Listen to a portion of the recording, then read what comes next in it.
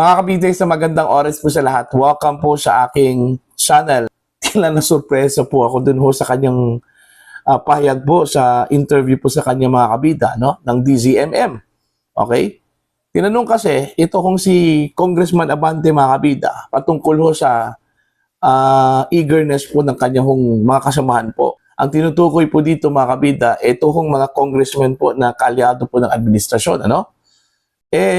Sorpresa pong sinabi po ng kongresista mula sa 6th District po ng Maynila, no, na hindi daw interesado, malamig daw yung mga kasamahan po niya, no, mga kabida, na suportahan itong impeachment complaint na posibleng ipa-file po mga kabida ng Makabayan Block against the Vice President.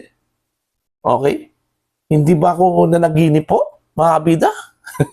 So narinig ko po kay Congressman Benny Abante, ano? Okay, eto. Pakinggan muna natin to, ano? Ito hong panayam po ng DZMM po sa kanya, mga kabida, ano po. At pagkatapos niyan, himay-himayin po natin ito hong kanyang mga sinabi po, ano? Kung totoo ba ito o hindi. O baka bluff lang po ito, mga kabida, ano po. Na? Okay, narito po. Ay sinasabi nga malapit na, no? Yung matapos yung 1-year bar rule o sa February yan. Feb 6 yata, Feb parang 6. ganon. Ano po yung pinaghahandaan na po ba ito sa Kamara? Actually, wala akong alam dyan, Maan. I mean, ang alam ko dyan, yung Makabayan Block will be the one to file the impeachment. Sila magpa-file ng impeachment.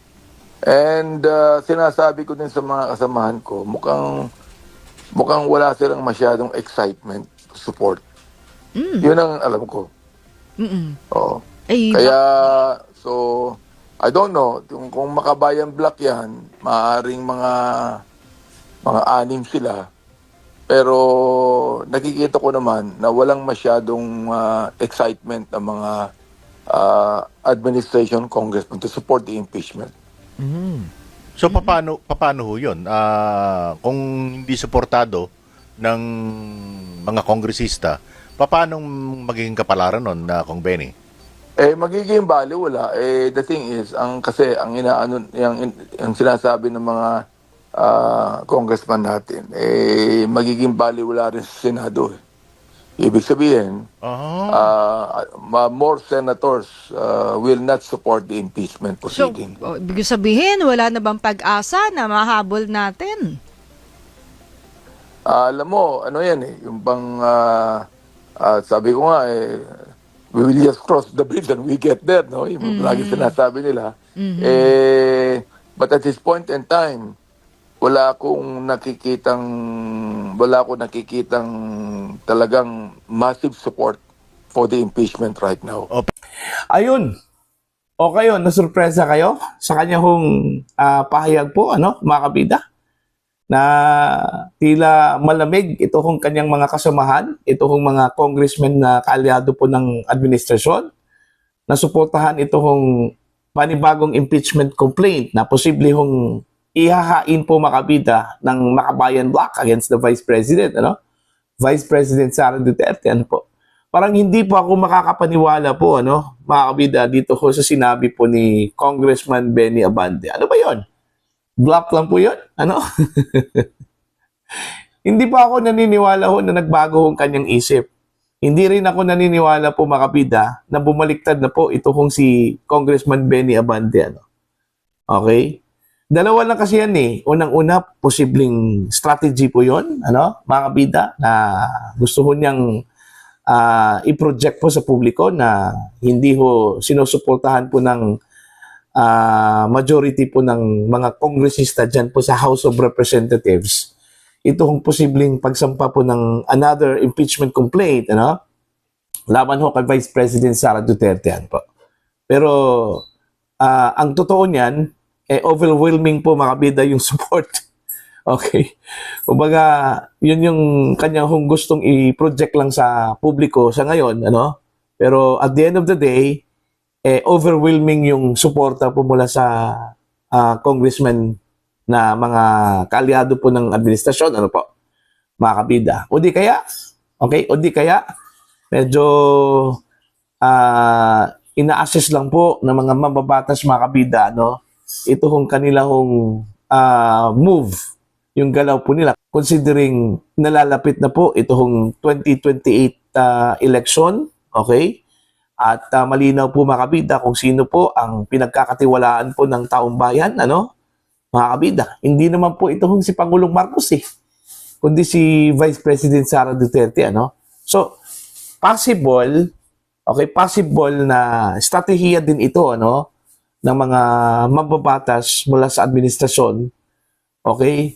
Kung sila po ay susuporta dito ho sa impeachment complaint against the Vice President, okay, mga kabida, baka may tuturing suicide po ito, okay, sa kanilang political career, ano, mga kabida. Alalahanin po ninyo yung naging epekto ho, okay, ng pagkalaban ho kay Vice President Sara Duterte, mga kabida, no? During the midterm election, okay, unang-una, muntik na pong hindi ho nakaupo ito kung si Benny Abante, ano, mga kabida.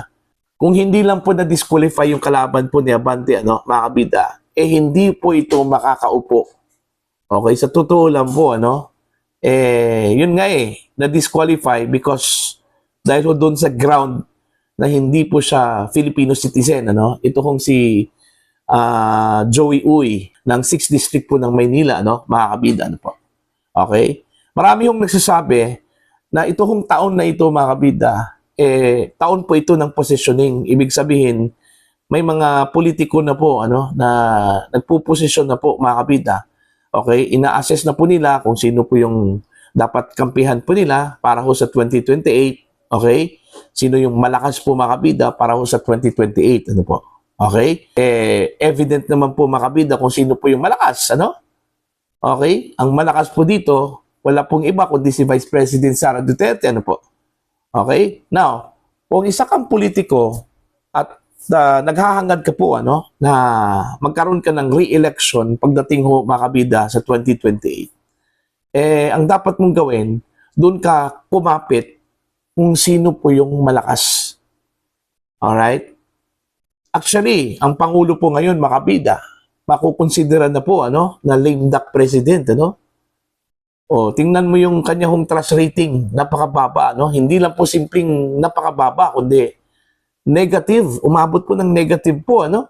Now, sino po ang lukulukong politiko po na magpapa-endorse po kay Pangulong Ferdinand Bongbong Marcos, ano? Pagdating ho sa 2028, mga kabida. Wala Diba? Kaya kahit po na kaalyado po ng Malacanang, ito hong House of Representatives, mga kabida, ano? Nag-iisip din yan.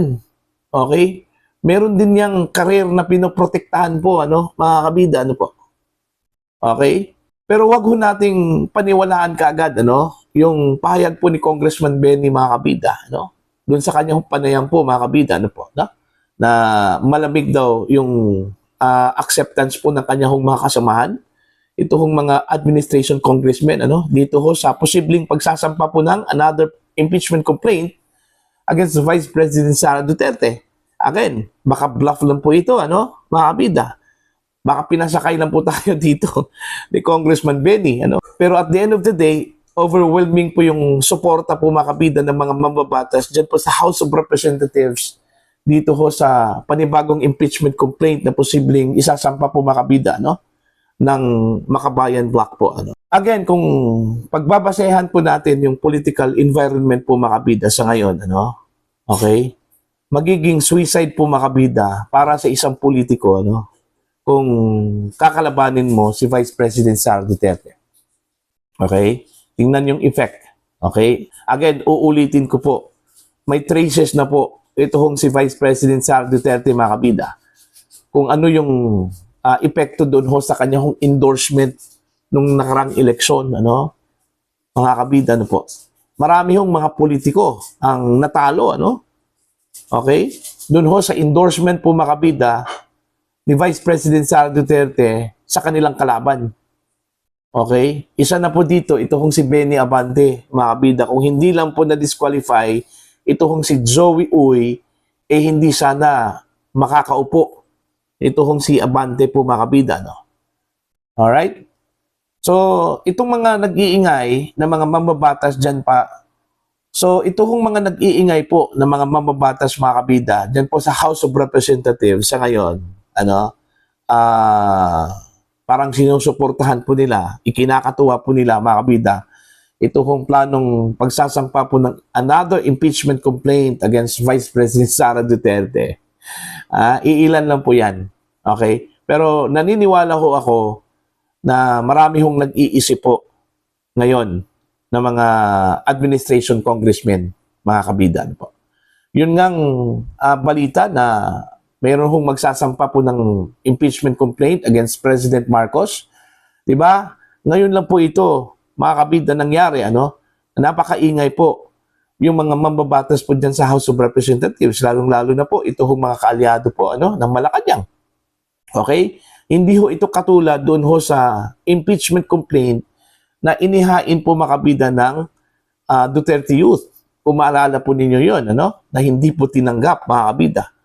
Okay? Kasi po, binabaliwala lang po nila yun eh. Kumbaga, hindi po big deal po yun sa kanila, mga kabida. Pero ngayon, tila parang big deal ho sa kanila. Ito hong napabalitang na meron pong magsasampa po ng impeachment complaint against the President, mga kabida. Todo depensa po ito hong mga mababatas mula sa administrasyon. Kung tutuusin, pwede naman po nila baliwalain yun. Hindi ho nila bigyan po ng bigat kasi alam po nila na kontrolado po nila mga kabida ito hong House of Representatives, di ba? Kung ako po, alam ko na kontrolado ko po ito hong House of Representatives, bakit pag-aksayahan ko pa ng panahon, na magkomento dito ho sa hindi naman po veripikadong balita na meron po magpa-file po ng impeachment complaint against President Marcos, mga kabida. Granting kung totoo po yun, okay, na meron po maghain po ng impeachment against the President. Do you think uubra yun? Uusad yung impeachment complaint na yun? Alam naman po ng lahat na kontrolado po ng Marcos administration ang Kamara de Representante, mga kabida. Diba? Hindi ko yan pag-aaksayahan po ng panahon, mga kabida. Pero, baka nasisense na po ng ilang mga mambabatas dyan, mga kabida, sa House of Representatives, na dalawang isip po kung suportahan ba nila, ito hong impeachment complaint. Gaya ng sinabi ko po, ngayong taon po, mga kabida, taon po ito ng positioning, political positioning, Okay? Kung nag-iisip ka, isa kang politiko, nag-iisip ka ng political survival mo, mga kabida, by 2028. Maghunos dili ka, kung suportahan mo ito hong si Pangulong Ferdinand Bongbong Marcos o hindi. Unang-una, may indikasyon na po, mga kabida, kung bakit kailangan magdalawang isip po ang mga politiko na suportahan po ito hong si Pangulong Ferdinand Bongbong Marcos.